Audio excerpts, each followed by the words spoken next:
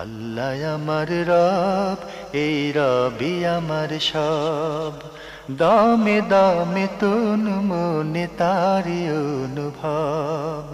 তোমার দুনিয়াতে আমি যেদিকে তাকাই, অথই নিয়ামতে ডুবে আছি সবাই।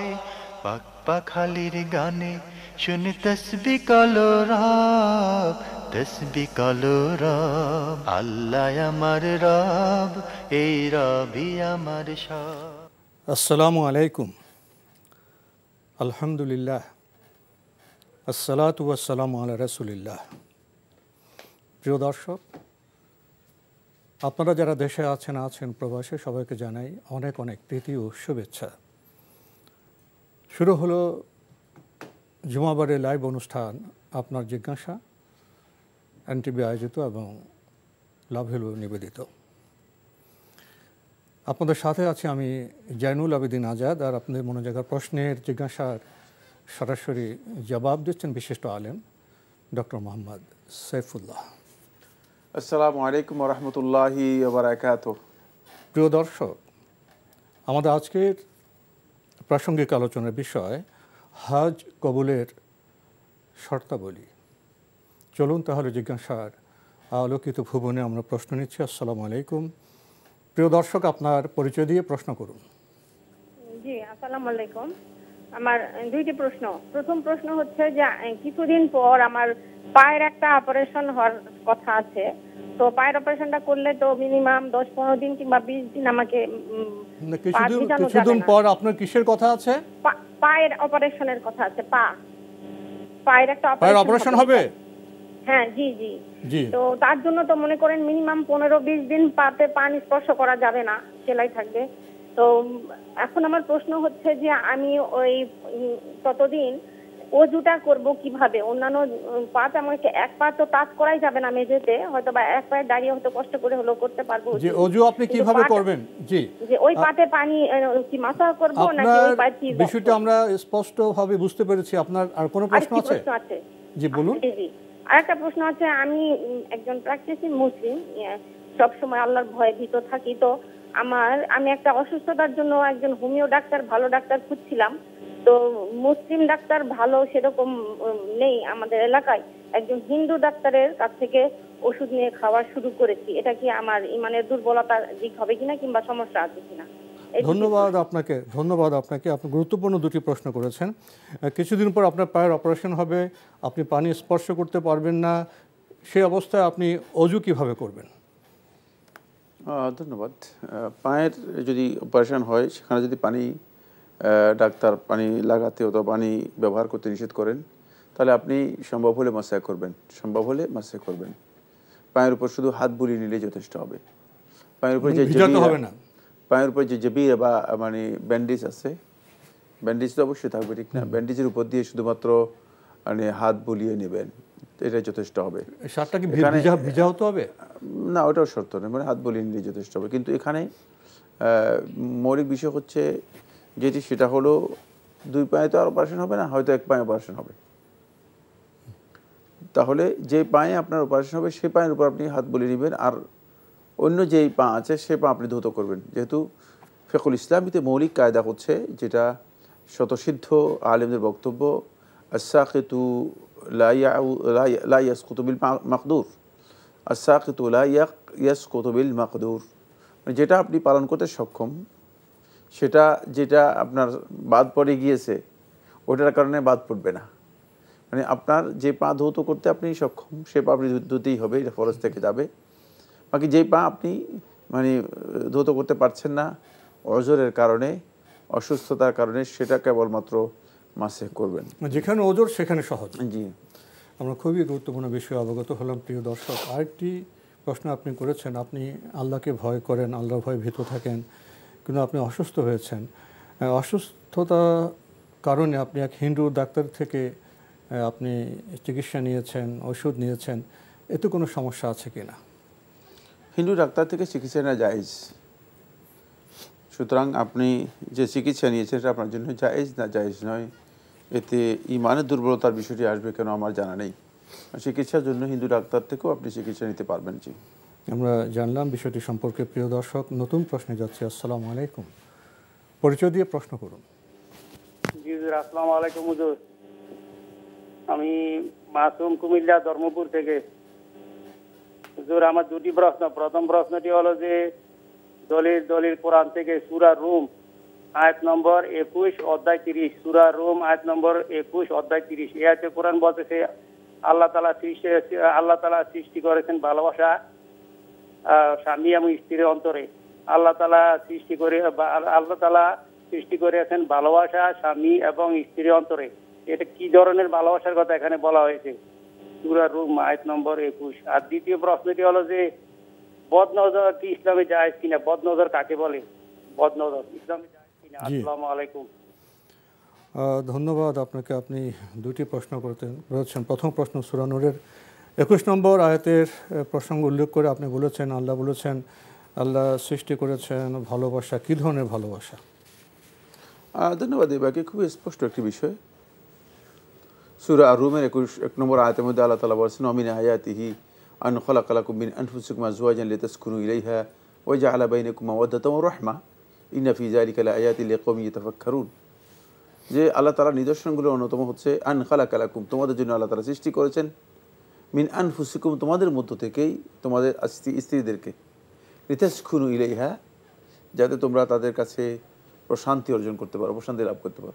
ওয়া জাআলা বাইনাকুম মাওয়াদ্দাতান ওয়া রাহমা, আর তোমাদের মাঝে তিনি পরিণত করে দিয়েছেন মাওয়াদ্দা ভালোবাসা, ওয়া রাহমা এবং দয়া। এটি এখানে ভালোবাসা কাকে বলা হয় থাকে? না, ভালোবাসা শব্দটার মৌলিক তো এটা ভালো শব্দ, এটা তো ইতিবাচক শব্দ, এখানে খারাপ কিছু নাই। ভালোবাসা বলতে একজনের প্রতি আরেকজনের যেই অন্তরে যে টান, সেই টানটুকুকে বোঝানো হয়েছে।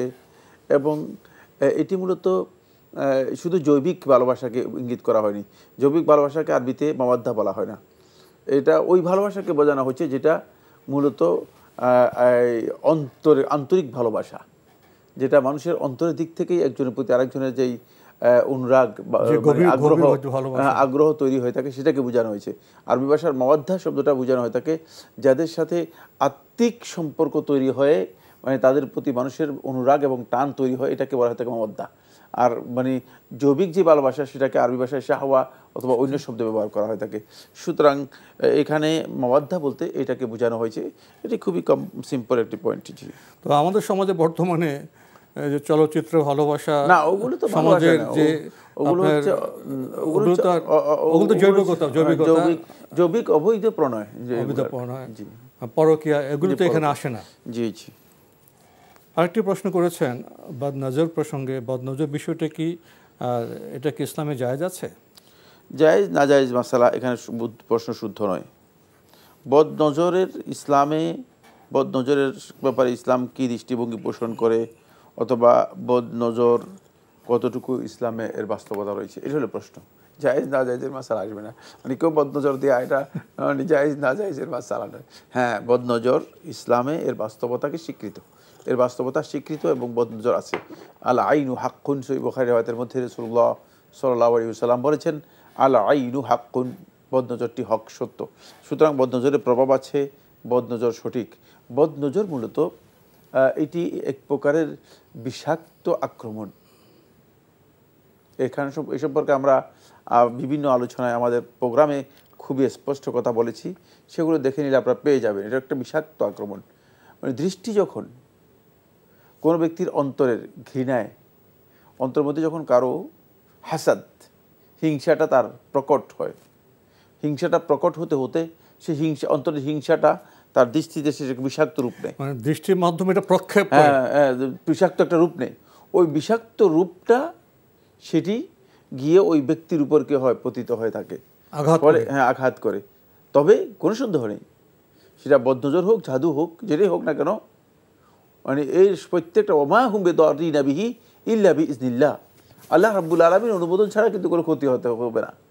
অবশ্যই আল্লাহ তাআলার আল আমরুল কৌনি, আল্লাহ তাআলার সৃষ্টিগত যেই বিধান আছে, সেই বিধানে এটা অনুমোদন হওয়ার কারণেই এর প্রভাব রয়েছে, এবং এই প্রভাব স্বীকৃত, এবং এর চিকিৎসা নেওয়ার কথা রাসূলুল্লাহ সাল্লাল্লাহু আলাইহি ওয়াসাল্লাম বলেছেন। এর জন্য ইসলামে সুনির্দিষ্ট ঝাড়ফুঁকের কথা বলা হয়েছে।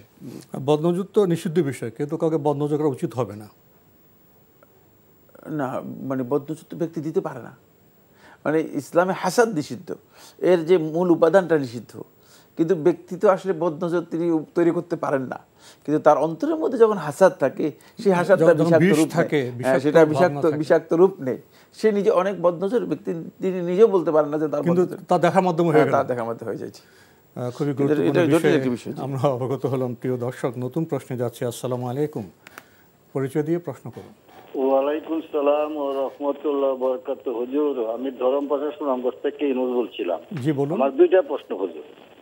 নামাজ পড়া ফরজ, রোজা রাখা ফরজ, যাকাত দেওয়া ফরজ, হজ করাও ফরজ।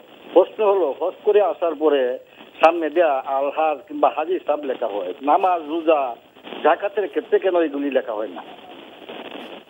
জি, এটা ঠিক আছে কিনা? সাল্লাল্লাহু আলাইহি ওয়াসাল্লাম বলেন যে, জি আমরা শুনতে পাচ্ছি না, সংযোগে কোনো সমস্যা হয়েছে বোধহয়। আপনি কি লাইনে আছেন? জি জি আছি, আমি আছি।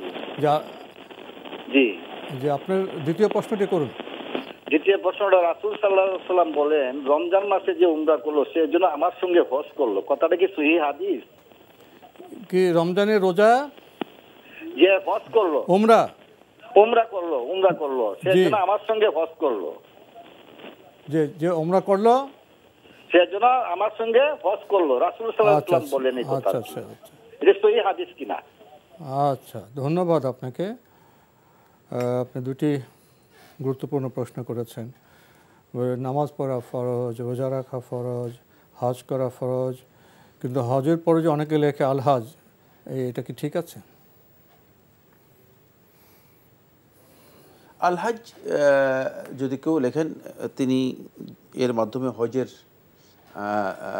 লোক দেখানোর ইচ্ছা পোষণ করে থাকেন, বা তার অন্তর্মধ্যে ইচ্ছা হচ্ছে যে তিনি হজ করেছেন, এটা মানুষদেরকে জানানো অথবা মানুষদেরকে প্রদর্শনের ইচ্ছা তৈরি থাকে, তাহলে তার এই কাজটি ইসলামী শরীয়তে হারাম, এটা উচিত নয়। কিন্তু যদি তার হজ করে আসার পরে কোনো ব্যক্তি যদি আলহাজ তাকে বলে হাজি সাহেব অথবা আলহাজ, তাহলে এটা হারাম বা নিষিদ্ধ বিষয় নয়। তো অন্য বলছে, হ্যাঁ, অন্য ব্যক্তি যদি তাকে বলে, কারণ হচ্ছে কাউকে লকব দেওয়া জায়েজ, সেই লকবটা আলেমদের মধ্যে সেই লকবের পরিচিতি ছিল, সেই লকবটা ইবাদতের ক্ষেত্রে বৈধ, বৈধ। যেমন শেখুল ইসলাম ইবনে তাইমিয়া রাহমাতুল্লাহ আলাইহি, তিনি তাকওয়ার মানদণ্ডে এত বেশি সুপরিচিত ছিলেন যে আলেমগণ, তার নাম হচ্ছে আহমদ ইবনে আব্দুল হালিম আল হাররানি রহমতুল্লাহ আলাইহি, কিন্তু আলেমগণ তাকে যখন বলতেন তাকিউদ্দিন বলতেন, মানে দ্বীনের মুত্তাকি ব্যক্তি, দ্বীনের সবচেয়ে তাকওয়াবান ব্যক্তি হিসেবে আখ্যায়িত করতেন। সুতরাং ইমাম নববী রহমতুল্লাহ আলাইহি, তার নাম হচ্ছে ইয়াহইয়া ইবনে জাকারিয়া ইবনে শরফ আন-নববী রাহিমাহুল্লাহ তাআলা, কিন্তু যখন আলেমগণ তাকে পরিচয় করে দিতেন তখন বলতে যে শরফুদ্দিন, মানে দ্বীনের মধ্যে মর্যাদাপূর্ণ ব্যক্তি, কারণ তার মাধ্যমে দ্বীনের জ্ঞানকে তিনি উচ্চ করেছেন, সম্মানিত করেছেন, মানুষের মধ্যে জ্ঞানকে বিশালভাবে, মানুষের মধ্যে জ্ঞান চর্চার বিষয়গুলো তুলে ধরতে পেরেছেন। ফলে লকব দেওয়া জায়েজ, কিন্তু লকব নিচে দিলে হবে না, অন্য দিতে পারে। হ্যাঁ, লকব আমার লকব আমি দিলাম, যেমন আমাদের সমাজে অনেকে আছে যে আমি মুফতি, তারপরে মুফাসসির, তারপরে অমুক পীরে কামেল, তো এগুলো যদি নিজে বলেন তাহলে পুরোটাই ধ্বংস, তাহলে তার এই ইবাদত আমল সবটাই মানে ধ্বংস হয়ে যাবে, যেহেতু এখানে প্রদর্শন ইচ্ছাটাই হচ্ছে টার্গেট, সেই বিষয়ের উপর নির্ভর করবে প্রদর্শন ইচ্ছা। জি, আমরা খুবই গুরুত্বপূর্ণ বিষয় অবগত হলাম। প্রিয় দর্শক, উনি আরেকটি প্রশ্ন করেছেন। রাসূল সাল্লাল্লাহু আলাইহি ওয়াসাল্লাম বলেছেন রমজানে যে উমরা করলো সেজন্য আমার সাথে হজ করলো, এটা কি সহিহ হাদিস? হ্যাঁ, হাদিসটি সহিহ। রমাদানে মানে রাসূলুল্লাহ সাল্লাল্লাহু আলাইহি ওয়াসাল্লাম বলেছেন, যখন রাসূলকে প্রশ্ন করা হয়েছে তখন রাসূলুল্লাহ সাল্লাল্লাহু আলাইহি ওয়াসাল্লাম বলেছেন যে মান হাজ্জা ফি রমাদানা ফাকান্নামা হাজ্জা মাই আও তা'দিলু হাজ্জাতান মাই। রাসূলুল্লাহ সাল্লাল্লাহু আলাইহি ওয়াসাল্লাম এভাবে বলেছেন তা'দিলু হাজ্জাতান মাই, মানে তার এই উমরাটা আমার সাথে হজ করার সমপরিমাণের ফজিলত মর্যাদা লাভ করবে। জি, আমরা জানলাম বিষয়টি সঠিক। নতুন প্রশ্নে যাচ্ছি। আসসালামু আলাইকুম, প্রিয় দর্শক, আপনার পরিচয় দিয়ে প্রশ্ন করুন। আমার বাড়ি নাটোর, নাম হলো শরীফ। যে একটু জোরে স্পষ্ট করে আপনার প্রশ্নটি করুন। হ্যাঁ, ধরেন যে আমরা দুই ভাই একে অন্যের হক মেরে খেলো, বুঝেছেন? যে দুই ভাই একে অন্যের হক মেরে খেলো, একে অন্যের হকটা মেরে খেলো, তাহলে বুঝতে পারছেন? দুই ভাই কি হয়? একে অন্যের হকটা মেরে খেলো, মানে হক দিল না, একে অন্যের সম্পদ হয়ে কি অন্য অর্থ, হকটা মেরে খেলো। কি করে? একে অন্যের হকটা মেরে খেলো, আপনার কথা বুঝতে পারছি না, আপনি আর একটু ধীরে স্পষ্ট করে প্রশ্ন করুন। দুই ভাই একে অন্যের হক, হ্যাঁ, হকটা মেরে খেলো, মানে হক মেরে খেলো। হ্যাঁ, এটা যদি আল্লাহ ক্ষমা করেও দেয়, জি, তাহলে কি ভাই ক্ষমা না করলেও কি সে শাস্তি পাবে কি পাবে না? ক্ষমা করে না গেলে না ক্ষমা করে গেলে? না, আল্লাহ যদি ক্ষমা দেয়, আল্লাহ তো সবকিছুই ক্ষমা করে, আল্লাহ যদি ক্ষমা করে দেয়, সে ভাই যদি ক্ষমা না করে, তাহলে কি সে শাস্তি পাবে? এটুকা। আর আরেকটা প্রশ্ন। জি বলুন। আর একটি অমুসলিম যদি একজনা খুন করে, একটি অমুসলিম যদি খুন হয়, একে অপরকে খুন করলে? হ্যাঁ, অমুসলিমকে খুন করলো, অমুসলিমকে, জি, বুঝতে পেরেছেন? অমুসলিমকে খুন করলো, তাহলে কি সে যেহেতু খুন করলে বলে সব পাপ যে খুনি হয় সে তার ঘাড়ে চলে যায়, তাহলে কি সে নিষ্পাপ? সে কি বেহেশত পাবে? সে যেহেতু অমুসলিম। অমুসলিম কি বেহেশত পাবে? হ্যাঁ, যেহেতু অমুসলিমকে খুন করা হলো। জি জি, ধন্যবাদ আপনাকে। আপনি দুটি প্রশ্ন করেছেন। প্রথম প্রশ্ন, দুই ভাই, এক ভাই অন্য ভাইয়ের হক মেরে খেলো, এখন সে যদি ক্ষমা চায়, আল্লাহ ক্ষমা করে দিতে পারবেন সে ভাই ক্ষমা না করলে? প্রথম কথা হচ্ছে, আপনি যে প্রশ্নটি করেছেন এটি একটি অবান্তর প্রশ্ন। আল্লাহ রাব্বুল আলামিন ক্ষমা করবেন অথচ মানে আরেকজনের হক, এটা আল্লাহ তাআলা সুন্নাহ হচ্ছে তিনি ক্ষমা করেন না, করবেন না। সুতরাং একটা মানে কল্পিত একটা প্রশ্ন নিয়ে এসেছেন। যদি কোনো ব্যক্তির হক তিনি ক্ষমা না করেন, ব্যক্তির হক, হাক্কুল ইবাদ, যেটি বান্দার হক, এটা যদি তিনি ক্ষমা না করেন তাহলে আল্লাহ সুবহানাহু ওয়া তাআলা ক্ষমা করবেন না। যার হক ক্ষুণ্ণ করা হয়েছে তিনি ক্ষমা না করলে আল্লাহ ক্ষমা করবেন না, আল্লাহ তাআলা ক্ষমা করবেন না, আল্লাহ সুবহানাহু ওয়া তাআলা ক্ষমা করবেন না। এটা হচ্ছে সুন্নাহ, আল্লাহ তাআলার সুন্নাহ। কিন্তু আল্লাহ রাব্বুল আলামিন মানে যদি বান্দা ক্ষমা করে দেন, আল্লাহ সুবহানাহু ওয়া তাআলা ক্ষমা করে দিবেন। আল্লাহর হকটুকু যতটুকু আছে ততটুকু আল্লাহ সুবহানাহু ওয়া তাআলা ক্ষমা করে দিবেন। এখন আপনার প্রশ্ন হচ্ছে যে সেই ব্যক্তি যদি আল্লাহ ক্ষমা করে দেয় সে শান্তি পাবে কিনা? আল্লাহ ক্ষমা করে দিলে তো শান্তি পাবে না, কীভাবে? এটা ধারণা করাই তো মানে ইমানের একটা খলল, ইমানই একটা মানে বিভ্রান্তি। যদি আল্লাহ সুবহানাহু ওয়া তাআলা ক্ষমা করে দেন তাহলে সে শান্তি পাবে কিনা? তাহলে আল্লাহ সম্পর্কে আপনার ধারণা হচ্ছে খুবই নেরু, খুবই গলত একটা ধারণা। উনি বোধহয় শাস্তি বলেছেন, বোধহয় শাস্তি পাবে কিনা, শাস্তি না বলছেন যে শান্তি পাবে কিনা সে, আমি যতটুকু শুনেছি। যদি শাস্তি বলা হয়, ক্ষমা করে দিয়ে শাস্তি, শাস্তি ক্ষমার পরে তো শাস্তি নেই। সুতরাং প্রশ্নটা ক্ষমা করলে শাস্তি কে কি? ক্ষমা করে দেওয়ার পরে শাস্তি দেয় কে কাকে? সে তো মুনাফিক, শাস্তি দিবে কিভাবে? আমি বললাম যে ভাই আমি আপনাকে ক্ষমা করে দিয়েছি, এরপর আবার শাস্তি দিব কিভাবে? আল্লাহ রাব্বুল আলামিন যদি ক্ষমা করে দেন তাহলে মানে সে মানে শাস্তি পাবে, এটা তো হতেই পারে না। সুতরাং এই প্রশ্নটাই মানে প্রশ্নটার মধ্যে এমন একটা কথা হয়েছে, এটা তৈরি করা প্রশ্ন, যার কারণে প্রশ্নের মধ্যে বিশাল গলত রয়েছে, প্রশ্নের মধ্যে বিশাল গলত রয়েছে। তবে মানে প্রশ্নের মূল কথা যেটা সেটা ক্লিয়ার, সেটা হচ্ছে এই যে বান্দার হক আল্লাহ সুবহানাহু ওয়া তাআলা, আল্লাহ তাআলার সুন্নাহ হচ্ছে সুন্নাতুল্লাহি ফিল মাযালিম। বান্দার হকের ব্যাপারে আল্লাহ সুবহানাহু ওয়া তাআলার সুন্নাহ হচ্ছে আল্লাহ সুবহানাহু ওয়া তাআলা বান্দার হক ক্ষমা করেন না, বান্দার হক ক্ষমা করে দেন না। বান্দা যদি ক্ষমা করে তাহলেই ক্ষমা করা হয়। সেক্ষেত্রে যদি কোনো বান্দার হক কেউ নষ্ট করে থাকেন তাহলে আল্লাহ সুবহানাহু ওয়া তাআলা ওই বান্দা ক্ষমা করা পর্যন্ত আল্লাহ সুবহানাহু ওয়া তাআলা ক্ষমা করবেন না।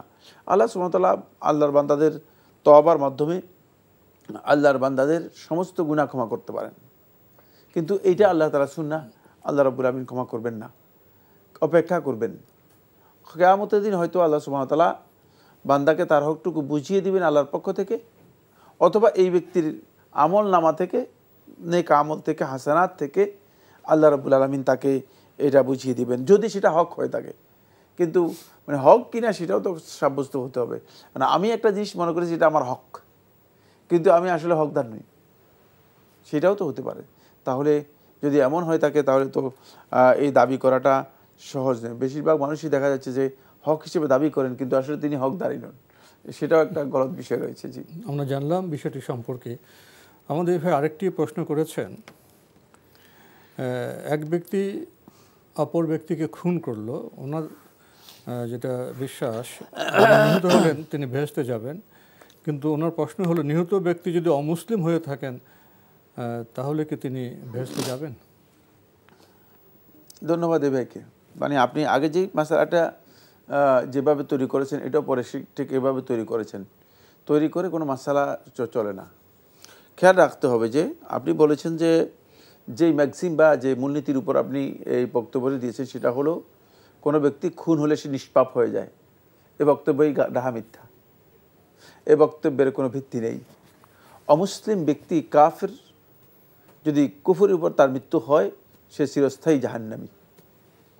তাকে হত্যা করা হলে চিরস্থায়ী জাহান্নামী, যদি কুফরের উপর, হ্যাঁ, কুফরের উপর মৃত্যু হলে। সুতরাং প্রশ্নই আসে না আপনি যেই মূলনীতি তৈরি করে যে মূলনীতির উপর এই কথা বক্তব্য দিয়েছেন এ বক্তব্যটাই মূলনীতির উপরেই সঠিক নয়। হ্যাঁ, এখন অমুসলিমকে যে ব্যক্তি হত্যা করেছে সে অপরাধী, কোনো সন্দেহ নেই। সে অপরাধের জন্য, হত্যার জন্য যে অপরাধ শাস্তি আছে সে শাস্তি অবশ্যই সে দুনিয়া এবং আখিরাতে দুখানেই পাবে।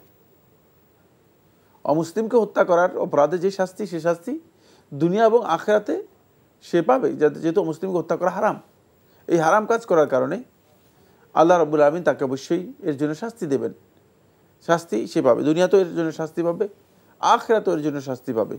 কিন্তু মানে অমুসলিম ব্যক্তিকে মুসলিম ব্যক্তি হত্যা করার কারণে অমুসলিম নিষ্পাপ হয়ে গিয়েছে এবং সে জান্নাতি হয়ে যাবে, এই বক্তব্যের সামান্যতম কোনো ভিত্তি ইসলামের মধ্যে নেই। জি, খুব স্পষ্টভাবে আমরা বিষয়টি সম্পর্কে জানলাম। প্রিয় দর্শক, নতুন প্রশ্নে যাচ্ছি। আসসালামু আলাইকুম, পরিচয় দিয়ে প্রশ্ন করুন। আমি মামুন বলছি নওগাঁ থেকে। জি, আমি প্রশ্ন করবো। এক নম্বর হলো যে পুরুষ ব্যক্তিরা জামাতে নামাজ আদায় করার সময়ে মুসল্লি বা মুক্তাদিরা যদি ইমামের পূর্বে সবকিছু দোয়া, দরুদ, তাশাহুদ এগুলো যদি কমপ্লিট করতে না পারে তাহলে কি মুসল্লিদের নামাজ হবে কিনা, বা না করলে কোনো গুনাহ হবে কিনা? যেমন শেষ বৈঠকে আত্তাহিয়াতু এবং দরুদ কমপ্লিট করতে না পারে, বা অন্যান্য তাসবিহ বা দোয়া এগুলো কমপ্লিট করতে না পারে, তাহলে নামাজ হবে কিনা? আর আরেকটা হলো যে পুরুষ ব্যক্তিরা টাকনুর নিচে পায়জামা বা প্যান্ট পরে নামাজ আদায় করলে নামাজ হবে কিনা, বা এটা কবিরা গুনাহ হবে কিনা? ধন্যবাদ আপনাকে। আপনি দুটি গুরুত্বপূর্ণ প্রশ্ন করেছেন। উনি বলছেন জামাতে নামাজ পড়ছেন মুসল্লি, কিন্তু উনি অনেক কিছু জানেন না, তাসবিহ জানেন না, তাশাহুদ জানেন না, তো এভাবে কি নামাজ হবে?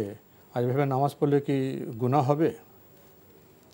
তিনি কি মানে আমি কিন্তু উল্টো মানে প্রশ্নটা শুনছি যে তিনি ইমামের পেছনে শেষ করতে পারেন না, নামাজ জানেন না। আমি আসলে কথা তো স্পষ্ট আসেনি। জি, আমি শুধু তাশাহুদ পারেনি, না আমি শুনছি তাশাহুদ দরুদ যেগুলো আছে এগুলো শেষ করতে পারেন না ইমামের পেছনে, শেষ করতে পারেন। হ্যাঁ, যদি এমনটা হয় থাকে যে ইমামের পেছনে তিনি পড়েন, তাহলে আমরা দুইটা কথাই উত্তর ক্লিয়ার করে দিচ্ছি।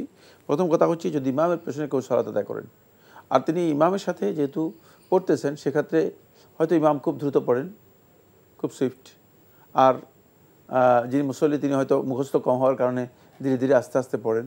যদি এমন হয় থাকে, যদি তিনি দরুদ, দোয়া মাসুরা, তারপরে তাশাহুদ সবটা শেষ করতে না পারেন, তিনি ইমামকে অনুসরণ করে সালাম ফিরিয়ে দিবেন এবং তার সালাত হয়ে যাবে, তার সালাত হয়ে যাবে। সুতরাং তাহলে আমরা এটা বুঝতে পারলাম তার সালাত কী হয়ে যাবে। আরেকটি মাসালা যেটা সেটা হচ্ছে যদি তিনি মানে দরুদ, তাশাহুদ এগুলো না জানেন, দুরূদ, তাশাহুদ এগুলো যদি তিনি না জানেন তাহলে তিনি শুধুমাত্র সুবহানাল্লাহ, আলহামদুলিল্লাহ, আল্লাহু আকবার, লা ইলাহা ইল্লাল্লাহ যে সমস্ত তাসবিহগুলো আছে এই তাসবিহগুলো পড়বেন, এই তাসবিহগুলো পড়বেন এবং তার সলাৎ হয়ে যাবে, তার সলাৎ হয়ে যাবে। কিন্তু অবশ্যই তিনি চেষ্টা করবেন এগুলো শেখার জন্য। এগুলো তো এমন কঠিন বিষয় নয় যে এগুলো শেখার জন্য অনেক কষ্ট করতে হবে। খুবই সহজ বিষয়, খুবই সাধারণ বিষয়। একটু চেষ্টা করলেই তিনি শেখার জন্য চেষ্টা পারবেন এবং শিখলে তার জন্য উত্তম হবে। কারণ সলাৎ মৌলিক ইবাদত। যদি একজন ইমানদার ব্যক্তি তিনি তার সলাতে শিখলেন না, তাহলে তিনি কিভাবে আল্লাহর বান্দা হিসেবে নিজেকে পরিচয় দেবেন বা পরিচয় দিতে পারেন? এটা প্রশ্ন থেকে যাবে। আমরা বিরতিতে যাব, তার আগে যদি ছোট্ট করে বলতেন। আরেকটি প্রশ্ন উনি করেছেন, টাকনুর নিচে যাদের প্যান্ট বা পাজামা নেমে যায় তাদের কি নামাজ হবে? আর এভাবে নামাজ পড়লে কি গুনাহ হবে? টাকনুর নিচে যদি কেউ কাপড় পরে তাহলে তার সালাত হবে কিনা নিয়ে আলেমদের ইখতিলাফ রয়েছে। এখানে একটা হাদিস বর্ণিত হয়েছে যে সালাত হবে না মর্মে। এই হাদিসটি সনদের দিক থেকে দুর্বল। তাহলে আবার বলছি, ওই হাদিসটি সনদের দিক থেকে দুর্বল হওয়ার কারণে সালাত হয়ে যাবে, এটাই বিশুদ্ধ বক্তব্য। এটাই আহলু তাহকিক এবং জুমহুর ফকিহদের বক্তব্য। সালাত তার হয়ে যাবে, কিন্তু টাকনুর নিচে কাপড় পরা হারাম এবং কবিরা গুনাহ। অবশ্যই মুতালাব্বিস বিল কাবায়ের, যে ব্যক্তি কবিরা গুনাহের মধ্যে সম্পৃক্ত আছে তার ইবাদত আল্লাহ তার কাছে গ্রহণযোগ্য হবে কিনা এ নিয়েও আলেমদের ইখতিলাফ রয়েছে। যদি কবিরা গুনাহ হয় তাকে টাকনুর নিচে যদি কাপড় পরতেছেন এবং তিনি যদি সেটি পরে থাকেন তাহলে তার সালাত হয়ে গেলেও তিনি কবিরা গুনাহ হওয়ার কারণে গুনাহগার হবেন এবং তিনি অবশ্যই তার এই কাজটি হারাম হবে, কোনো সন্দেহ নেই। আমাদের আজকের প্রাসঙ্গিক আলোচনার বিষয় হজ কবুলের শর্তাবলী। সামনে তো হজের মৌসুম হচ্ছে, বাংলাদেশ থেকেও অনেক ভাই বোনেরা হজে যাবেন। হজ নিয়ে আমাদের আবেগ আছে, কিন্তু হজটা তো কবুল হতে হবে। হজের আগে যদি আমরা জেনে নিতে পারি জ্ঞানের মাধ্যমে হজ কবুলের শর্ত কী, তাহলে বোধহয় বিষয়টা আমাদের জন্য উপকারী হবে। তো শায়েখ, এ বিষয়ে কিছু বলবেন, হজ কবুলের শর্তাবলী? ধন্যবাদ। খুবই গুরুত্বপূর্ণ একটি বিষয়, সেটা হচ্ছে হজ কবুলের মৌলিক যে শর্তাবলী আছে সেগুলো। আসলে মানে হজ করার তো সহজ। আপনি টাকা খরচ করে আল্লাহর ঘরে গেলেন, তাওয়াফ, সাই, উকুফে আরাফা, মাবিত মুজদালিফা, জামারাতে অনেক কষ্টের পরিশ্রমের কাজও করলেন, এগুলো করলেন, কিন্তু যদি হজটা কবুল না হলো তাহলে তো আপনার এই পরিশ্রমটা পণ্ডশ্রম, কাজটা নষ্ট হয়ে গেল। এই জন্য আপনাকে প্রথমে জানতে হবে যে হজটা আপনার কবুল হওয়ার জন্য যে শর্ত রয়েছে সেগুলো ঠিক আছে কিনা। এক নম্বর হচ্ছে আপনাকে কুফর মুক্ত ঈমান এবং শিরক মুক্ত তাওহীদের উপর প্রতিষ্ঠিত থেকে হজটা আদায় করতে হবে। কারণ ঈমান ভঙ্গকারী কাজের সাথে যুক্ত থেকে যিনি হজ করেন তার হজের কোনো মূল্য নেই। আমাদের দেশ থেকে প্রচুর লোক যায় যারা মূলত যাচ্ছে শিরকের উপর, মানে তারা ঈমানের কোনো খবরই নেই, তাদের হজ করা আর না করা দুটোই সমান। এই জন্য আপনি আসলেই কি মানে ঈমানটাকে নিজের সত্যিকারভাবে বাস্তবায়ন করতে পেরেছেন কিনা, আপনি শিরক মুক্ত হতে পেরেছেন কিনা, এটা হচ্ছে মৌলিক শর্ত ইবাদতগুলোর জন্য। ইবাদতের মৌলিক শর্তের মধ্যে এটি পড়ে। তাই যদি কোনো শিরকি আমল আপনার থেকে যায়, এখনই আপনার সেখান থেকে ফিরে আসতে হবে। যদি কোনো ব্যক্তিকে আপনি মনে করেন যে সে আপনার জন্য উদ্ধারকারী হতে পারে, সে আপনাকে জান্নাত দেওয়ার মতো ক্ষমতা রাখে, দেখা যাচ্ছে যে যদি কোনো দরগাহ, অনেকে আছে যে তিনি হজে যাওয়ার আগে দরগাহ জিয়ারত করে যান, তারপরে যদি কোনো দরগাহ মনে করেন যে সেই আপনার মানে অনেক পরিত্রাণ করতে পারে, আপনার ব্যবস্থা করে দিতে পারে, তাহলে আপনার আল্লাহর ঘরে যাওয়ার দরকার নেই এবং পীর সাহেবকে বলে যান, হ্যাঁ, হজ করার জন্য দরকার নেই। হ্যাঁ, সুতরাং এটা আমাদের খুব ভালো করে খেয়াল রাখতে হবে যে হজে একটা খুবই ইম্পর্টেন্ট বিষয়। আপনার তাওহীদের পরিপন্থী, ঈমানের পরিপন্থী কোনো বিষয় আছে কিনা।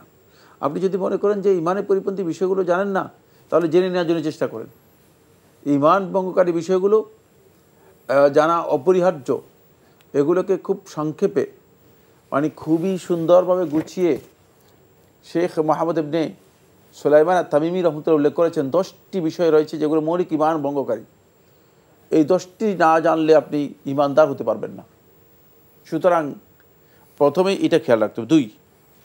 দুই নম্বর, আপনার এই হজটা একমাত্র আল্লাহর সন্তুষ্টির টার্গেটে হতে হবে, অন্য কোনো টার্গেটে হতে পারবে না। আল হাজের জন্য নয়, মানুষদেরকে শোনানোর জন্য দুনিয়াবি কোনো স্বার্থের জন্য নয়, মানুষদেরকে জানানোর জন্য নয়, মানুষদেরকে দেখানোর জন্য নয়, দুনিয়াবির কোনো স্বার্থে নয়, মানে কারো কারো সন্তুষ্টির জন্য নয়, কোনো অর্থ উপার্জনের ব্যবসার জন্য নয়।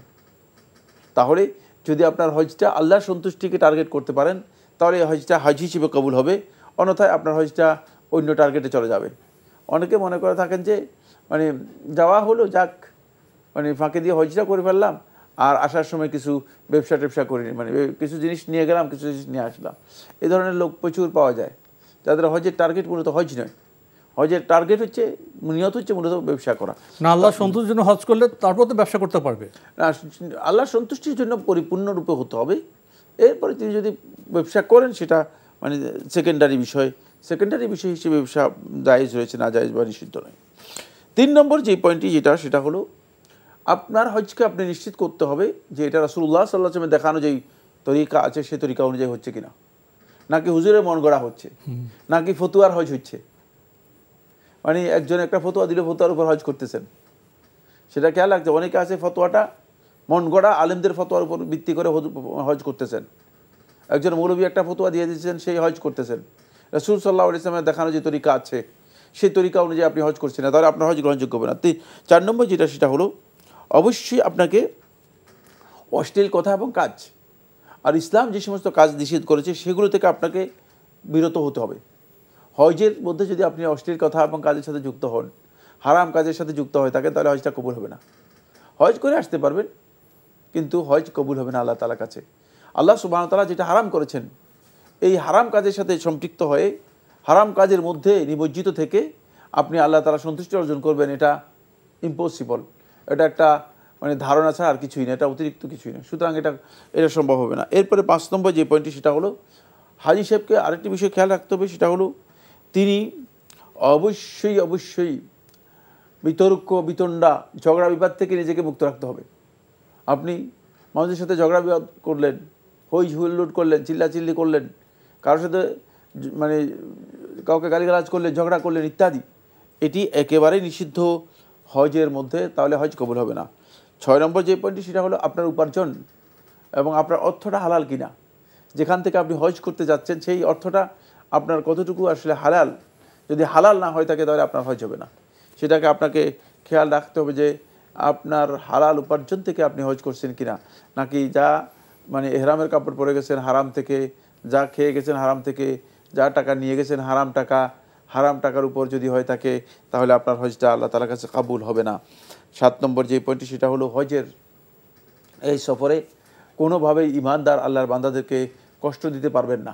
ইমানদার ব্যক্তিদেরকে কষ্ট দিয়ে আপনি যদি মনে করেন যে আল্লাহ তাআলা সন্তুষ্টি অর্জন করে যাবেন অথবা এই হজ আল্লাহ তাআলা কবুল করবেন, মোটেও না। কারণ এটা ইমানদার ব্যক্তিদেরকে কষ্ট দেয়া, এটা হচ্ছে ফাকাদি তামালা বুহতানান আযীমা, সে ইসমান আযীমা, সে মহা একটা গুনাহ নিজে অর্জন করলো। হযরত এমন পরিস্থিতি চলে আসে। হ্যাঁ, সুতরাং এখানে আপনি খেয়াল রাখবেন যে আপনার মাধ্যমে আসলে কেউ কষ্ট পাচ্ছে কি না। আমরা খুবই গুরুত্বপূর্ণ বিষয় সম্পর্কে অবগত হলাম। প্রিয় দর্শক, হজ কবুলের মৌলিক শর্তাবলী আরও অনেক বিষয় আছে, ইনশাআল্লাহ আগামীতে আমরা চেষ্টা করব সেসব বিষয়ে ধারাবাহিকভাবে বলতে। আমরা এখন প্রশ্নে যাচ্ছি। আসসালামু আলাইকুম। প্রিয় দর্শক, আপনার পরিচয় দিয়ে প্রশ্ন করুন। লাইনে আছেন? প্রিয় দর্শক, লাইনে থাকলে আপনার পরিচয় দিয়ে প্রশ্ন করুন। জি, আসসালামু আলাইকুম। ওয়ালাইকুম আসসালাম। কে বলছেন, কোথা থেকে বলছেন? দক্ষিণ কোরিয়া থেকে। জি, আমি বলছি দক্ষিণ কোরিয়া থেকে। জি, দক্ষিণ কোরিয়া থেকে বলছেন, আপনাকে স্বাগত। আপনার প্রশ্নটি করুন।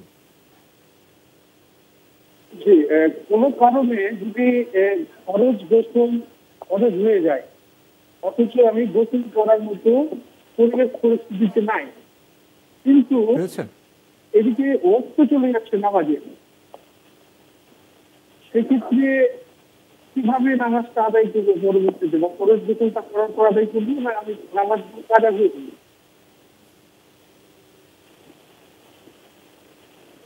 জি জি, ধন্যবাদ আপনাকে। আর কোনো প্রশ্ন আছে? জি, আর একটা প্রশ্ন রয়েছে, জি সেটা হলো যে অনেক সময় এই সলাৎ আদায় করার জন্য অনেকজনের কাছে মিথ্যা কথা বলতে পারি, যে আমি টয়লেটে গিয়ে নামাজ আদায় করবো, টয়লেটে যাওয়া নামাজ আদায়ের জন্য নামাজে প্রিপারেশন নিতে হয়, সেক্ষেত্রে এভাবে কি নামাজ আদায় করাটা সঠিক হবে মিথ্যা কথা বলে? পেয়েছেন প্রশ্ন? না, এটা বুঝতে আচ্ছা, এই প্রশ্নটি আমরা ঠিক বুঝতে পারলাম না। আপনি তো অনেক দূর থেকে প্রশ্ন করছেন, আপনারা একটু ধীরে ধীরে স্পষ্ট করে আপনার দ্বিতীয় প্রশ্নটি করবেন। যে নামাজ আদায় করার জন্য মালিকের কাছে মিথ্যা কথা বলে নামাজ আদায় করতে হয়। আচ্ছা, সালাত আদায় করার জন্য টয়লেট মিথ্যা কথা বলতে হয়, মিথ্যা কথা বলতে হয়, যেমন টয়লেটে যাওয়ার নাম নামাজ আদায় করতে হয়, সেক্ষেত্রে মিথ্যা বলে নামাজ আদায় করা যাবে কি? জি, ধন্যবাদ আপনাকে। আপনি দুটি গুরুত্বপূর্ণ প্রশ্ন করেছেন সেই সুদূর দক্ষিণ কোরিয়া থেকে। প্রশ্ন পুরোপুরি স্পষ্টভাবে বুঝতে কিছুটা অসুবিধা হয়েছে, তবু আমরা আপনার প্রশ্নের মূল বিষয়টা জানতে পেরেছি। প্রথমে আপনার নামাজ আদায় প্রসঙ্গে, আপনার ফরজ গোসল, এখন সময়ও তেমন নেই, এই অবস্থায় কী করবেন? গোসল না করে কি নামাজ পড়তে পারবেন? না, আপনাকে অবশ্যই গোসল করতে হবে, যেহেতু লা ইয়াকবালুল্লাহু সালাত আমরিইন ওয়া সালাত আবদিন বেগাইরি তুহুর, তাহারাত ছাড়া আল্লাহ তাআলা কারো সালাত কবুল করবেন না। সুতরাং আপনাকে টাইম যদি আপনার নাও থাকে, টাইম না থাকাটা এটা আপনার দোষ, এটা তো আল্লাহ তাআলার দোষ না। সুতরাং আপনার অলসতার কারণে হতে পারে, আপনার খামখেয়ালির কারণে হতে পারে, অসতর্কতার কারণে হতে পারে। তাই নিজের দোষটা আল্লাহর উপর চাপে মানে দেওয়ার কোনো সুযোগ নেই। এটা আল্লাহর উপর বর্তায় দিবেন, এটা হয় না। আপনি প্রথমে গোসল করবেন, তারপরে সালাত আদায় করবেন, অন্যথায় আপনার সালাত কবুল হবে না, গ্রহণযোগ্য হবে না। আমরা জানলাম বিষয়টি সম্পর্কে।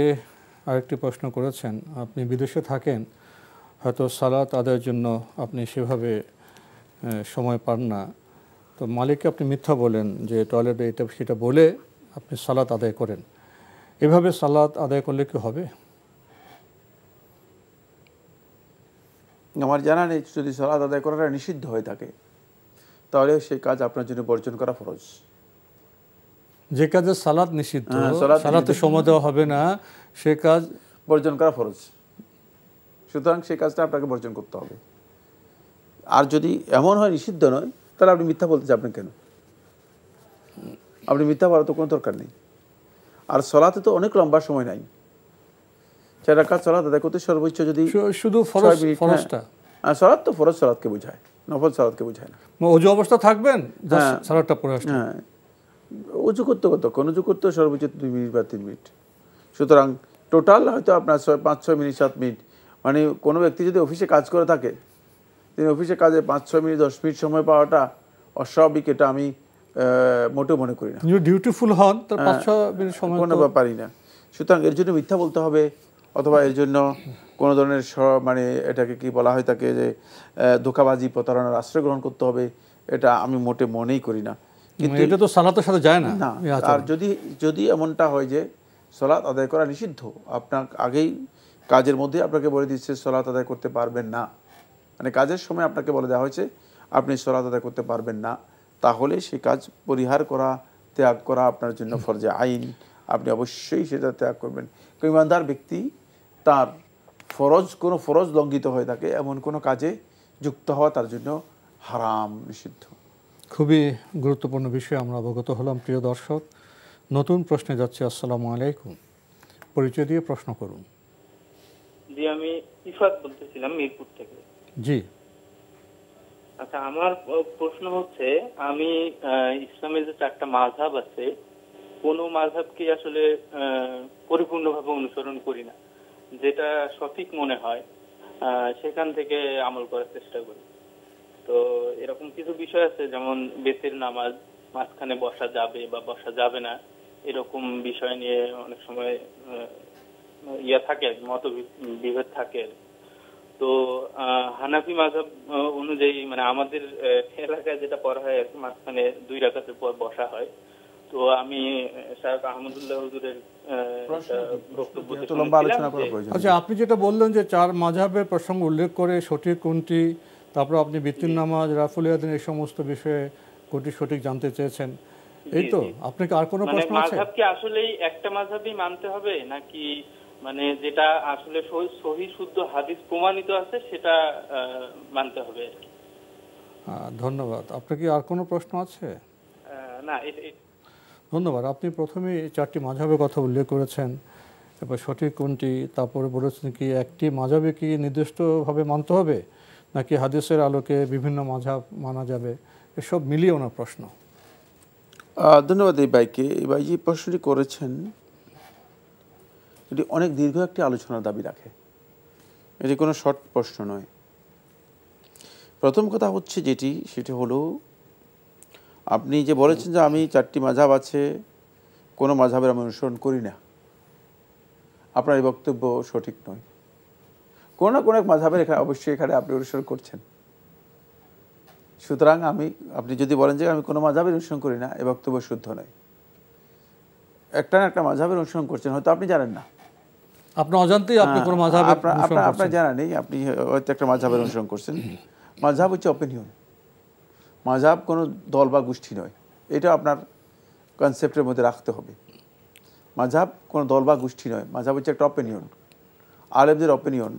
সুতরাং কোনো আলেমের অপিনিয়ন অনুসরণ না করে কোনো ব্যক্তি মানে তখনই চলতে পারবেন যখন তিনি মুজতাহিদ হবেন। আমি জানি না আপনি কোন পর্যায়ের মুজতাহিদ হয়েছেন, আমার জানা নেই। যিনি প্রশ্ন করেছেন তিনি কি আদৌ ইজতিহাদের যে মানদণ্ড আছে সে মানদণ্ডে উত্তীর্ণ হয়েছেন কিনা এটা আমার জানা নেই।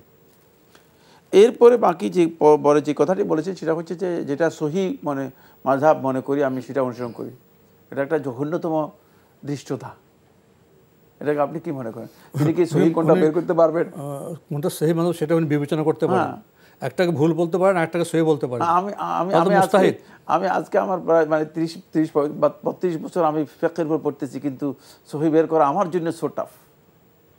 আর উনি কিসের ভিত্তিতে সহিটা বের করবেন? এই কথাটা কত বড় দৃষ্টতা সেটা কি আসলে বুঝতে পেরেছেন? এটা সঠিক নয়। আপনি এই কথা বলতে পারেন যে নির্ভরযোগ্য আলেমদের বক্তব্য অনুযায়ী যেটা তারা সহি বলেন আমি সেটা অনুসরণ করি, কিন্তু সহিটাকে আপনি অনুসরণ করেন, আপনি সহি পেলেন কোথায়? বুঝতে হবে বিষয়গুলো। আমরা যখন কথা বলি তখন আমাদের বুঝতে হবে যে আমি আসলে কি বলছি, আদৌ কি সঠিক বলছি কিনা।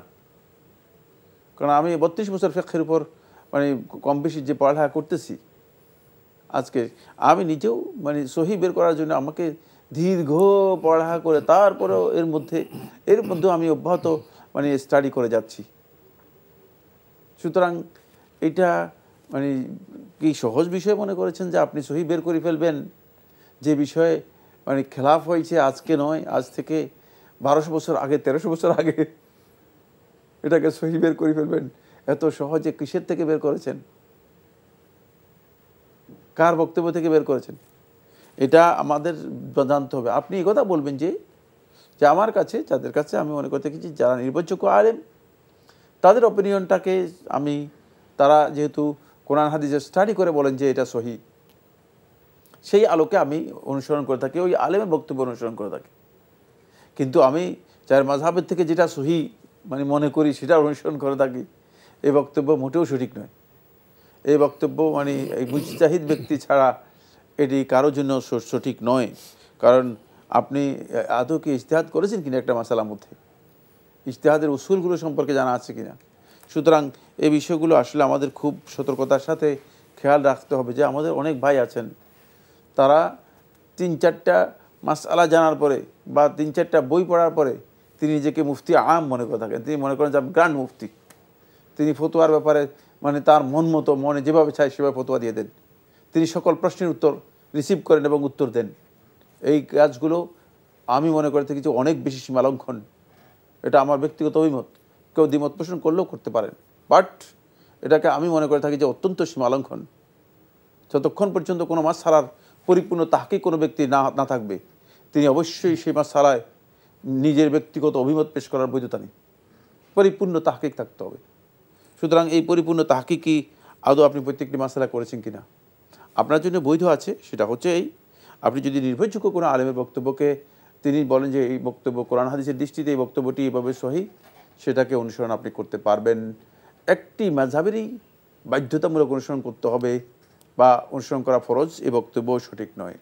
জি, আমরা খুবই গুরুত্বপূর্ণ বিষয়ে অবগত হলাম। প্রিয় দর্শক, নতুন প্রশ্নে যাচ্ছি। আসসালামু আলাইকুম, পরিচয় দিয়ে প্রশ্ন করুন। ওয়ালাইকুম আসসালাম, আমি মহসিন বলছিলাম চট্টগ্রাম থেকে। জি বলুন। আচ্ছা, আমাদের এখানে আমরা যে মসজিদে নামাজ পড়ি, মসজিদে আমি ধরেন অনেকগুলা ইমামের কিছু কার্যকলাপ যেগুলো দেখি বিদআতি কার্যকলাপ, তো তাদের পিছনে কি নামাজ পড়লে কি নামাজটা কি শুদ্ধ হবে কিনা? কেন শুদ্ধ হবে না? মানে ওরা যেগুলা করে, মানে ওগুলা তো মানে দেখি যে সহিহ হাদিস অনুযায়ী এগুলো নাই, বা এগুলো আমাদের নবীজি করেননি, এই ধরনের জিনিসগুলো যেগুলো করে, মানে বিদআত করেন। জি জি জি। আচ্ছা, আর কোনো প্রশ্ন আছে? আর একটা প্রশ্ন আছে, সেটি হলো আমি ফজরের নামাজ জামাতে পড়েছি কিন্তু সুন্নতটা পড়তে পারিনি। তো নামাজ শেষে আস্তে আস্তে তখন সূর্যোদয় হয়ে গিয়েছে, তো আমি কি সুন্নত নামাজটা এরপরে পড়তে পারবো? ধন্যবাদ আপনাকে, আপনি গুরুত্বপূর্ণ দুটি প্রশ্ন করেছেন। আপনার প্রথম প্রশ্ন, যে মসজিদে আপনি সালাত আদায় করেন সে মসজিদের ইমামের অনেক কাজ আপনার কাছে ভুল এবং বিদআত মনে হয়, তার পেছনে কি নামাজ হবে? ধন্যবাদ। এই ভাইকে, কোনো সন্দেহ নেই যে ইমামের বেদাত রয়েছে এবং তিনি বেদাত করে থাকেন, তার পেছনে সালাত আদায় করা, যদি কোনো বেদাত মুক্ত মসজিদ অথবা ইমাম পাওয়া যায় সেখানে সালাত আদায় করা উত্তম। এই মসজিদে সালাত আদায় করা এই অবস্থায় মোটেও সঠিক নয়। কিন্তু আপনি যদি বেদাত মুক্ত কোনো মসজিদেই না পান, জামাতে সালাত আদায় করা আপনার জন্য ফরজ, তাহলে আপনি এই ইমামের পেছনে সালাত আদায় করতে হবে, যেহেতু বেদাত হচ্ছে হারাম। এখন এই হারাম কাজ করতেছে সেই ব্যক্তি, এই হারাম করার কারণে তার পেছনে সালাত আদায় করা হারাম হয়ে যাবে এটা নয়। ফাসিকের পেছনে ইক্তেদা করা বিল ইজমা জায়েজ। এটা আহলে সুন্নাত ওয়াল জামাতের আকীদাও, শুধু আমল নয়, মানে এটা শুধু ফিকহ নয়, এটা আকীদা। এই জন্য আহলে সুন্নাত ওয়াল জামাতের আকীদা হচ্ছে যে হারাম করে থাকে তার পেছনে সালাত আদায় করা জায়েজ রয়েছে। আর দ্বিতীয়ত, এই ব্যক্তি যিনি বেদাত করতেছেন সে বেদাতি, তিনি আসলে বেদাত সম্পর্কে জানেন না, নির্বোধ, পড়ালেখা নেই, অজ্ঞ। মসজিদে শুধু ইমামতি করে থাকেন, হয়তো কোরআন হাদিস সামান্য পড়ালেখা করেছেন, এরপরে তিনি আসলে কোনটা বেদাত, কোনটা সুন্নাহ, কোনটা দিন নয়, এগুলো অনেক বেশি সম্পর্কে জ্ঞান নেই। অজ্ঞতার কারণে যদি তিনি এগুলোর মধ্যে লিপ্ত থাকেন, তার পেছনে সালাত আদায় করতে তাও কোনো বাধা নেই, সালাত আদায় করতে পারবেন। কিন্তু আপনার জন্য যদি বিকল্প কোনো ব্যবস্থা না থাকে, তাহলে আপনি অবশ্যই এই ইমামের পেছনে সালাত আদায় করবেন, সালাত আদায় করতে আপনার কোনো বাধা নেই। জি, আমরা জানলাম বিষয়টি সম্পর্কে। আরেকটি প্রশ্ন করেছেন, ফজরের সালাতে উনি জামাতে নামাজ আদায় করেছেন, সুন্নত আগে পড়তে পারেননি, জামাতের পরে সূর্য উঠে গেছে, উনি কি সূর্য ওঠার পরে সুন্নত পড়তে পারবেন? হ্যাঁ, সূর্য ওঠার পরে আপনি সুন্নতটি আদায় করে নিতে পারবেন, সুন্নত সূর্য উঠার পরেও আদায় করতে পারবেন। জি, আমরা প্রশ্ন নিচ্ছি। আসসালামু আলাইকুম, পরিচয় দিয়ে প্রশ্ন করুন। আমার প্রশ্ন হচ্ছে যে ফরজ নামাজের পর যে দোয়াটা হয়, এই দোয়াটা অনেকেই করে, অনেকে করতেছে না জামাতের সঙ্গে, এটাই কি ফয়সালা, আমি একটু জানতে চাই। জি, হ্যালো, হ্যাঁ বুঝছেন? বুঝতে পেরেছি। আর কোনো প্রশ্ন আছে? না, আমার প্রশ্নটা শুধু এইটুকু যে ফরজ নামাজের পর যে দোয়াটা হয়, অনেকেই করে, অনেকে করে না। জি জি, আপনার প্রশ্ন পেয়েছি, ধন্যবাদ আপনাকে। ফরজ সালাতে পরে যে মসজিদে দোয়া হয় এ সম্পর্কে উনি জানতে চাচ্ছেন, এটা কি ঠিক আছে? না, ফরজ সালাতে পরে মসজিদে যেই সম্মিলিত দোয়া করা হয় থাকে, এই দোয়া বেদাআত বেদাআত বেদাআত। এই দোয়া ইসলামী শরিয়ার কোনো নস দ্বারা সাব্যস্ত হয়নি, যেহেতু ইবাদতের মধ্যে মন গড়া ইবাদত করার কোনো বৈধতা নেই। সুতরাং কেউ যদি করে থাকেন তিনি ভুল করছেন, কেউ করে থাকেন তিনি ভুল করছেন। তিনি কোনোদিন রাসূলুল্লাহ সাল্লাল্লাহু আলাইহি ওয়াসাল্লাম থেকে বুজুর্গ হওয়ার সুযোগ নেই, সাহাবায়ে কেরামদের চেয়ে শ্রেষ্ঠ বুজুর্গ হওয়ার কোনো সুযোগ নেই। যেহেতু সালাফদের আমল দ্বারা, সাহাবায়ে কেরামদের আমল রাসূলুল্লাহ সাল্লাল্লাহু আলাইহি ওয়াসাল্লামের হাদিস দ্বারা প্রমাণিত হয়নি, এমন আমল কেন করবেন? তাই তার এই কাজটি মোটেও শুদ্ধ নয়, এটা সুন্নাহ সম্মত আমল নয়। সুন্নাহ সম্মত আমল হচ্ছে ফরজ সালাতের পরে নবী সাল্লাল্লাহু আলাইহি ওয়াসাল্লাম কিছু আজকার, কিছু জিকির করেছেন এবং সেগুলোর মধ্যে দোয়া আছে, যেমন আল্লাহুম্মা আনতাস সালাম ওয়া মিনকাস সালাম তাবারাকতা ইয়া জাল জালালি ওয়াল ইকরাম, যেমন আল্লাহুম্মা লা মানিআ লিমা আতাইত ওয়ালা মু'তিয়া লিমা মানা'ত লা ইয়ানফাউ যাল জাদ্দ মিনকাল জাদ্দ, যেমন আল্লাহুম্মা আইন্নি আলা যিকরিকা ওয়া শুকরিক ওয়া হুসনি ইবাদাতিক। এই যে এই ধরনের যে কথাগুলো রাসূলুল্লাহ সাল্লাল্লাহু আলাইহি ওয়াসাল্লাম শিক্ষা দিয়েছেন, এগুলো তিনি পড়বেন ব্যক্তিগতভাবে। এগুলো সবগুলোই মানে এগুলো হচ্ছে মাহাসিনুদ দুআ ওয়া জাওয়ামিউদ দুআ, সর্বোত্তম দোয়া এবং সর্বব্যাপকার্থবোধক দোয়া। সুতরাং এগুলোই তিনি করবেন যেটা রাসূলুল্লাহ সাল্লাল্লাহু আলাইহি ওয়াসাল্লাম করেছেন। জি, তাহলে দোয়া আমরা করতে পারবো সঠিক জায়গায়। জি, এবং সেটা তো আপনি নির্দেশ করলেন আমরা কখন দোয়া করব। সালাম ফেরানোর পরে এই দোয়াগুলো আমাদের শিখতে হবে, জানতে হবে এবং সেগুলো ব্যক্তিগতভাবেই আমাদের করতে হবে। প্রিয় দর্শক, আমরা জানলাম বিষয়টি সম্পর্কে। নতুন প্রশ্নে যাচ্ছি। আসসালামু আলাইকুম। পরিচয় দিয়ে প্রশ্ন করুন। আসসালামু আলাইকুম। ওয়ালাইকুম আসসালাম। জি হুজুর, আমি আমার মেয়ের আকিকা সম্বন্ধে কথা বলবো। আমার মেয়ের বড় মেয়ের এখন বর্তমান 22 বছর। তো আমরা তখন কুরবানির সাথে আকিকা দিছি। হ্যাঁ দিছি, তাও মেয়ের বয়স যখন 8 বছর তখন কুরবানি দিছি। হ্যাঁ, ছোট মেয়েরও আপনার একই অবস্থায় কুরবানির সাথে আকিকা দিছি। ছেলের বয়স এখন বর্তমানে 11.5 বছর। ছেলের আপনার 2 নামে গরুর সাথে আকিকা দিচ্ছে। এখন কি আমাদের আকিকা হয়েছে না পুনরায় আবার আকিকা দিতে হবে? আর কোনো প্রশ্ন আছে? দেখে আমরা অনেক কিছু জানতে পারছি। ধন্যবাদ আপনাকে। ওনারা জানতে পারেননি কোরবানির সাথে আকিকা দিয়েছেন, সে আকিকা হয়েছে কি না, ছেলের বয়স 11.5 বছর নাকি আবার আকিকা দিতে হবে। ধন্যবাদ আপনাকে। যেহেতু আপনি সহি বিষয়টি জানতে পারেননি, আপনার আকিকা হয়ে গিয়েছে। যেহেতু আপনি এই বিষয় সম্পর্কে আসলে জ্ঞান রাখেন না আর নিজেও সঠিক বিষয় সম্পর্কে জানতে পারেন নাই, আকিকা হিসেবে আপনি দিয়েছেন। আল্লাহ সুবহানাহু ওয়া তাআলা আল্লাহর বান্দাদেরকে কোনো হুকুম সম্পর্কে কোনো বান্দা যদি জাহিল হয় তাহলে তাকে পাকড়াও করবেন না। ইবনে উসাইমিন রাহমাতুল্লাহ আলাইহি শরহুল মুমতির মধ্যে বিষয়টি উল্লেখ করেছেন। সেটা হচ্ছে আল জাহলু বিল হুকমি লা ইউখাযু বিজাহলিহি, যে ব্যক্তি হুকুম সম্পর্কে জাহিল হবে তাকে ওই জাহালাতের কারণে আল্লাহ তাআলা পাকড়াও করবেন না, বাল ইউদার, বরং তাকে এক্সকিউজ করা হবে, তার ওজরটা গ্রহণ করা হবে। এটা ওজর জানাই ছিল না। হয়তো আমরা যে বিষয় সম্পর্কে জানি না সে বিষয় সম্পর্কে আল্লাহ রাব্বুল আলামিন যদি আমাদেরকে পাকড়াও করেন তাহলে অনেক বিষয় আমাদের বা মানে জানার বাইরে আমাদেরকে আল্লাহ তাআলা পাকড়াও করবেন।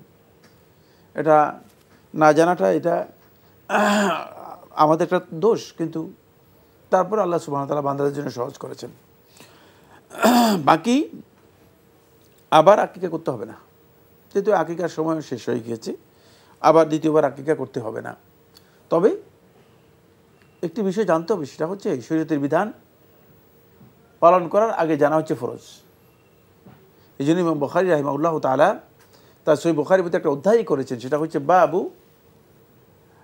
আল ইলমি ক্বাবলা আল কাউলি ওয়াল আমল। আল ইলম অর্জন করতে হবে ক্বাবলা আল কাউলি ওয়াল আমল, বলা এবং আমল এই দুইয়ের আগে।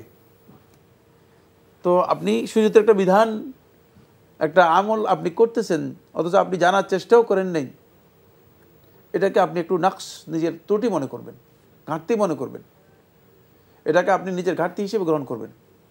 তাহলে আপনি পরবর্তী সময়ে আপনি আমল করতে আপনার জন্য সুবিধা হবে। প্রকৃত নির্বোধ হচ্ছে ওই ব্যক্তি যে ব্যক্তি মানে কাজ করেন কিন্তু কাজ করার আগে কাজ সম্পর্কে জানেন না। দুনিয়ার কোনো কাজে কিন্তু মানুষ এইভাবে করে না। যেমন কোনো ব্যক্তি ড্রাইভিং জানে না, তাকে ড্রাইভার হিসেবে দুনিয়ার কেউ নিযুক্ত দিবে না, সেও ড্রাইভিং করবে না, না সে ড্রাইভিংয়ের জন্য আসবেও না।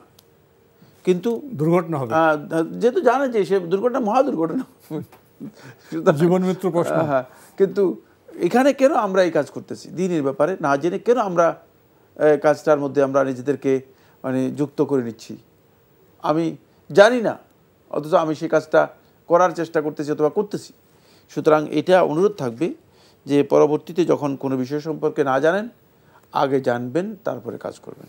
যে ব্যক্তি বিধান জেনে সহি আকিকা করলেন না যে ব্যক্তি বিধান না জেনে ভুল আকিকা করলেন, দুটার মান কি একরকম হবে? বুঝি নেই প্রশ্নটা। যে ব্যক্তি বিধান জেনে সহিভাবে আকিকা করলেন আর যে ব্যক্তি বিধান না জেনে ভুলভাবে আকিকা করলেন, দুই আকিকার মান কি একরকম হবে? না, প্রশ্নই আসে না, প্রশ্নই আসে না। জানার মর্যাদা অনেক বেশি, না জানার মর্যাদা অনেক কম। না জানার মর্যাদা তো না জানাকে ওজর করা হয়েছে এই জন্য যেহেতু আল্লাহ সুবহানাহু ওয়া তাআলা মহান, ক্ষমা করে দেবেন।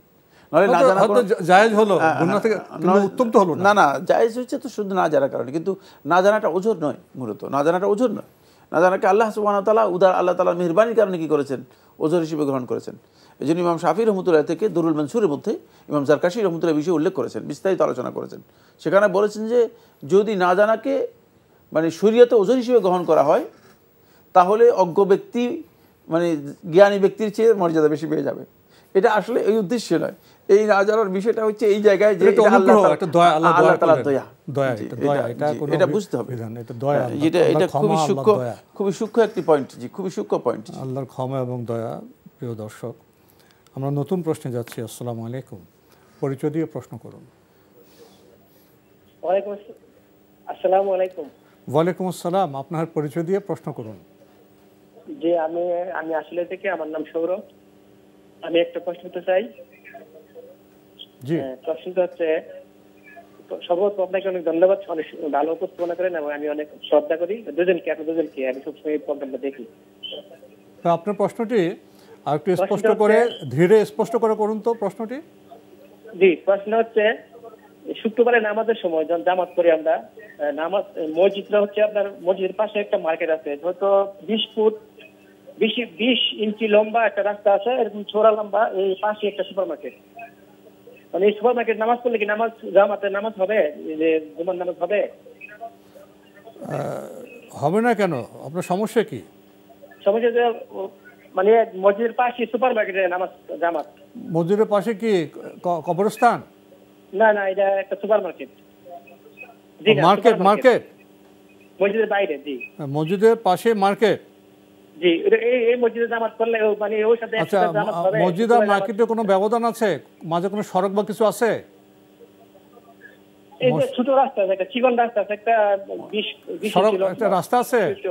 জি, মসজিদের পাশে কি আছে? Market, super market. Super market মানে কথা তো সুপার মার্কেট শুনি নাই। মানে মসজিদের পাশে একটা সুপার মার্কেট আছে না? জি। এবং মসজিদ এবং মার্কেটের মধ্যে মাঝে একটি রাস্তা আছে। রাস্তা একটা ছোট, যে 20 ইঞ্চি লম্বা চওড়া একটা রাস্তা, এটা একটা ছোট রাস্তা আছে। আচ্ছা, এখন কি নামাজ হবে কি নেই তো? জি। আর কোনো প্রশ্ন আছে? জি না, প্রশ্ন তো এরকম। হ্যাঁ, প্রশ্ন যদি যেটা বলেছেন মসজিদের মার্কেটের পাশে যদি একটা সুপার মার্কেট থাকে অথবা দোকানের থাকে, তাহলে মাঝে চিকন একটা রাস্তা আছে, তাহলে নামাজ হবে কিনা? কেন না, নামাজ হবে। মসজিদের মার্কেট থাকা কারণে নামাজ হবে না? মার্কেট থাকার কারণে মসজিদে নামাজ হবে না, এই বক্তব্য শুদ্ধ নয়। জি, আর মার্কেটের মধ্যেও তো নামাজ আয়োজন হয়, মার্কেটের মধ্যেও হতে পারে, মার্কেটের মধ্যেও জামাত করা জায়েজ রয়েছে। শুধু কবর থাকলে হবে না, কবরের উপর হবে না। কবরের ব্যাপারে রাসূলুল্লাহ সাল্লাল্লাহু আলাইহি ওয়াসাল্লাম নিষেধ করেছেন। কবর আর মার্কেট তো মার্কেট থাকলে হবে। জি। মার্কেটের ভিতরে তো আমরা দেখি বিভিন্ন জায়গায় বড় মার্কেটে বড় মসজিদ রয়েছে। মার্কেটগুলোর উপরেও মসজিদ থাকে, মার্কেটের নিচেও মসজিদ থাকে। তাহলে মার্কেটের পাশে মসজিদ থাকতে পারবে, মার্কেটের ভিতরে মসজিদ থাকতে পারবে এবং সেখানে সালাত পড়লে সালাত আদায় করবে। এটা আমরা জানলাম আজকে। প্রিয় দর্শক, নতুন প্রশ্নে যাচ্ছি। আসসালামু আলাইকুম, পরিচয় দিয়ে প্রশ্ন করুন। আসসালামু আলাইকুম। ওয়ালাইকুম আসসালাম। জি, আমি সোহেল রানা, ঢাকা থেকে বলছি। জি, বলুন। আমার একটা জানার বিষয় হলো, আমি এবং আমার ওয়াইফ আমাদের যতটুকু জানি, আমাদের জানা মতে আমাদের বাবা মা আমাদের জন্য আকিকা করে না। আপনি এবং আপনার স্ত্রী, তারপরে বলুন, আপনি এবং আপনার স্ত্রী আকিকা করেননি না? মতে আমাদের কারোরই আকিকা আমাদের বাবা মা করে নাই। আচ্ছা, তারপরে সেক্ষেত্রে এখন আমরা নিজেরা আকিকা কিভাবে করবো, এই ব্যাপারে একটু পরামর্শ চাচ্ছি। আচ্ছা, আর কোনো প্রশ্ন আছে? ধন্যবাদ আপনাকে। আপনি বলছেন আপনার এবং আপনার স্ত্রীর আকিকা হয়নি। আপনারা তো এখন অনেক বড়, আপনারা বিয়ে শাদী করেছেন, এখন নিজেদের আকিকা কি নিজেরা করবেন? এই ব্যাপারে ওনাদের করণীয় কি? ধন্যবাদ, খুবই গুরুত্বপূর্ণ প্রশ্ন করেছেন। না, আপনি আর নিজের আকিকা, আপনার স্ত্রীর আকিকা করার কোনো প্রয়োজন নেই। কারণ আকিকা এর সময় যেটি সেটা নির্দিষ্ট, সেটা হচ্ছে আকিকা হয়ে থাকে যখন শিশু থাকে তখন। আর আকিকার হক হচ্ছে মূলত অভিভাবকের উপর। আকিকা করার জন্য বলা হয়েছে ইউ আক্কু আনহু, তার পক্ষ থেকে আকিকা করা হবে। করবে কে? ওয়ালিউল মৌলুদ, মৌলুদের ওয়ালি যে, তিনি করবেন। মানে মৌলুদ সে নিজে আকিকা নিজে করবে, এটা ইসলামী বিধান নয়। সুতরাং ইসলাম যেই বিধান দেয় নাই সেই বিধান তৈরি করার কোনো সুযোগ নেই। তাই এখানে যে বর্ণিত কথাগুলো আছে সবগুলো দাইফ, অত্যন্ত দুর্বল। নিজের আকিকা নিজে করার কোনো বিধান সঠিক নয়। প্রিয় দর্শক, সময়ের কারণে আমরা আজকে আর প্রশ্ন নিতে পারছি না, তবে আপনাদের অবগতির জন্য জানাতে পারি আপনার জিজ্ঞাসা অনুষ্ঠানটি সপ্তাহে রবি, সোম, মঙ্গল, বুধে 4 দিন বিকেল 5:30টায় সম্প্রচার হয়ে থাকে। ওইসব অনুষ্ঠানে আপনাদের মনোযোগের প্রশ্ন চিঠির মাধ্যমে, ইমেলের মাধ্যমে পাঠাতে পারেন। আমাদের ঠিকানা পরিচালক আপনার জিজ্ঞাসা, এনটিভি, বিএসএসসি ভবন, 7ম তলা, 102 কাজী নজরুল ইসলাম এভিনিউ, কারওয়ান বাজার, ঢাকা 1215। ইমেল অ্যাড্রেস আপনার জিজ্ঞাসা @ntvbd.com। এছাড়া এনটিভি অনলাইনেও আপনারা আমাদের অনুষ্ঠান দেখতে পারবেন, ভিজিট করুন www.ntvbd.com। ইউটিউবে এবং ভেরিফাইড ফেসবুক পেজেও আপনারা আমাদের অনুষ্ঠান দেখতে পারবেন। প্রিয় দর্শক, সবশেষে রয়েছে গ্রন্থ পরিচিতি। আমাদের আজকের গ্রন্থের নাম আল কোরআনে নারী, নারীর প্রতি আল্লাহর নির্দেশ।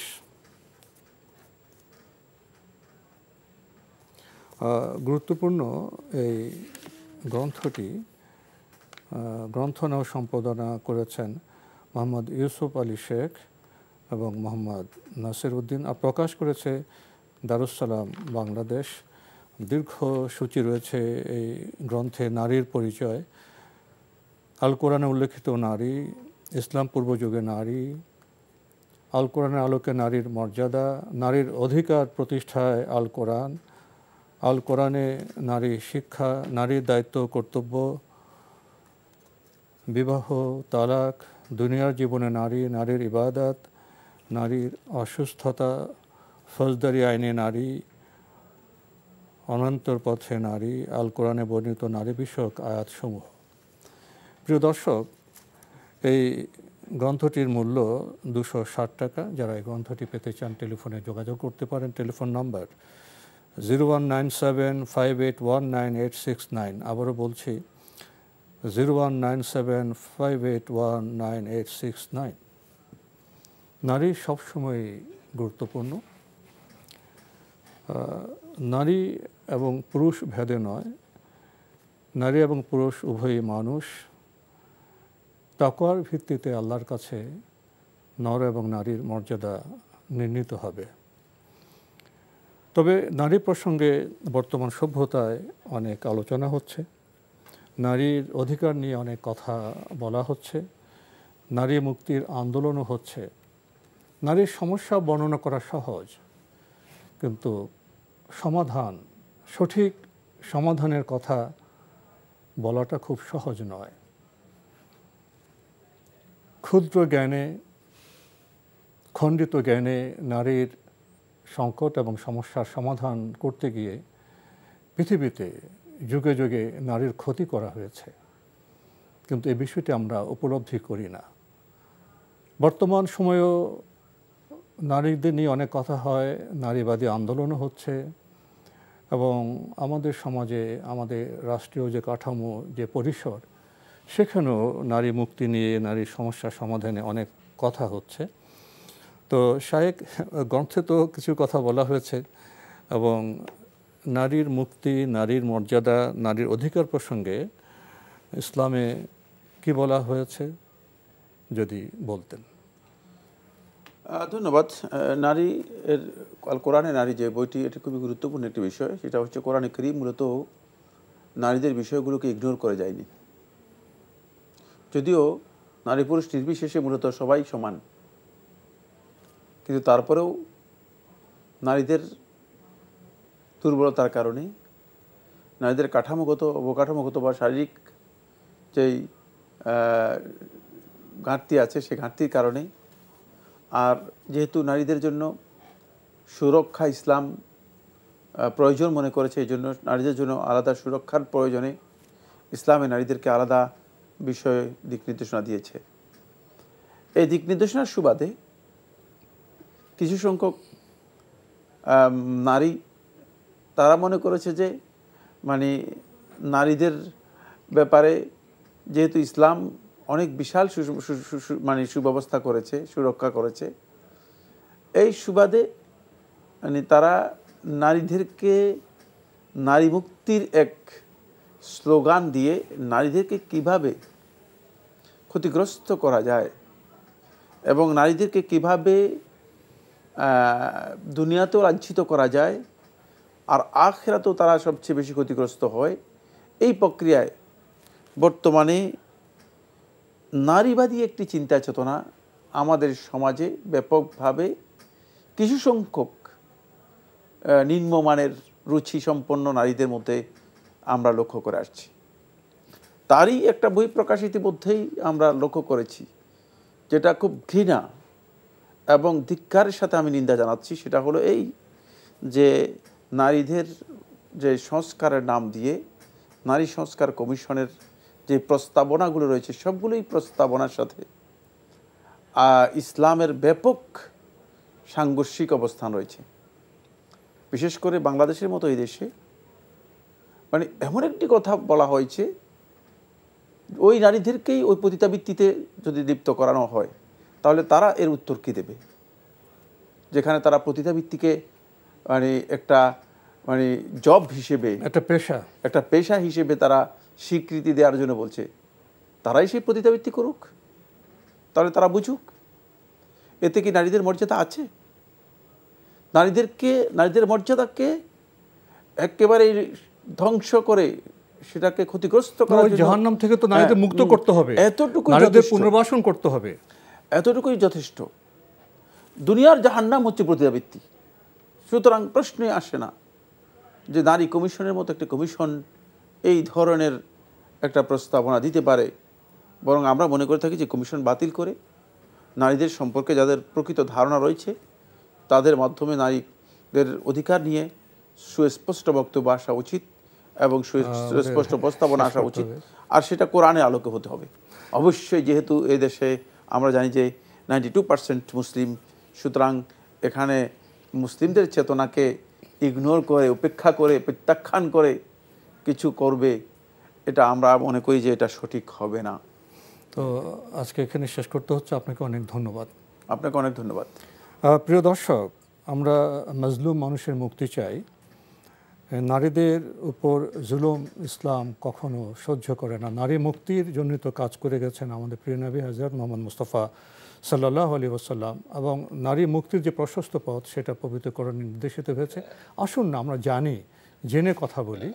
আমরা নারীদের মুক্তি চাই, কারণ নারীও মানুষ, নরও মানুষ। আল্লাহর বিধানের আলোকে যারা তাকওয়া অবলম্বন করবেন নরনারী নির্বিশেষে, তিনিই তো আল্লাহর কাছে মর্যাদাবান হবে।